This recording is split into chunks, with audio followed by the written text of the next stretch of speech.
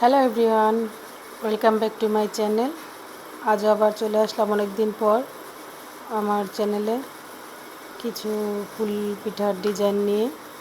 জানি না কার কার ভালো লাগবে, যদি কারো ভালো লাগে নিশ্চয়ই আমাকে কমেন্টে বলবা।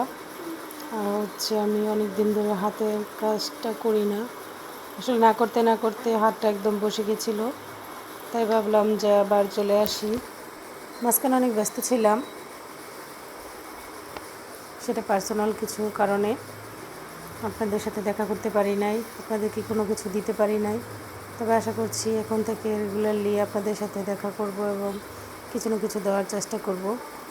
যদি আমার পিঠার ডিজাইনটা কারো ভালো লেগে থাকে নিশ্চয়ই ভিডিওটা শেয়ার করে দিবা।